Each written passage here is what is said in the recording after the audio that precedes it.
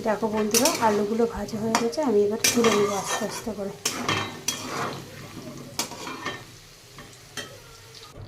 আবার কিছু আলু ভাজতে দিয়ে দেবো।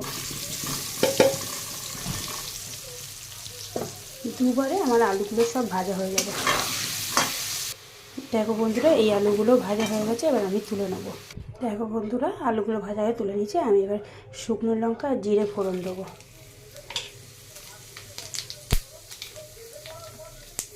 আর এই 3টে তেজপাতা দিয়ে দেবো।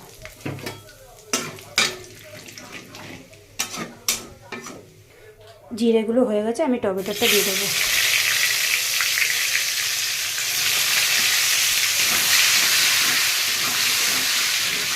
টমেটোটা হয়ে গেছে, আমি আদা বাটাটা দিয়ে দেবো।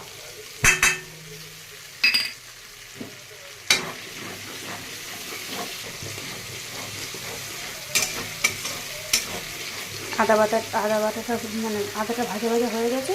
এবার আমি এই গুঁড়ো মশলাগুলো দিয়ে দেবো। আর তোমাদের আগের দিনই বলেছিলাম যে তোমাদের দাদাভাই গরম মশলা ওপর দিয়ে দিলে খেতে পারে না, তো আমি একসাথেই কষাই। এবার আমি কড়াইশুঁটিগুলো দিয়ে দেবো।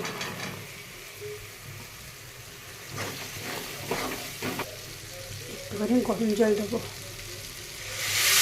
পাশেই গরম জল করতে বসে দিয়েছি, যেই বাক্সের মধ্যে আলুগুলো হলুদ মাখিয়ে রেখেছিলাম, ওই বাক্সের মধ্যে দিয়েছি।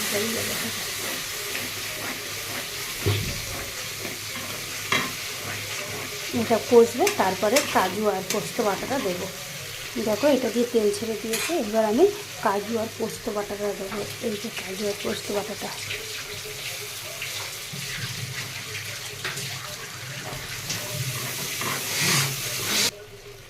কাজু আর পোস্ত বাটার বাটিটা ধুয়ে একটু জল দিয়ে দিলাম। কাজু পোস্ত বাটাটা কষা হয়ে গেছে। এবার আমি আলুগুলো দিয়ে দেবো।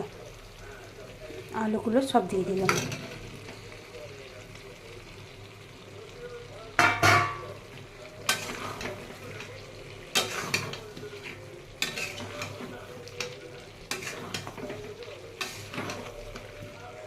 আলুগুলো দিয়ে একটু কষবো, কষে তারপরে জলটা দেবো।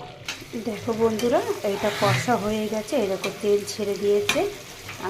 এবার আমি জলটা দিয়ে দেবো, গরম জলটা আমি দিয়ে দেবো।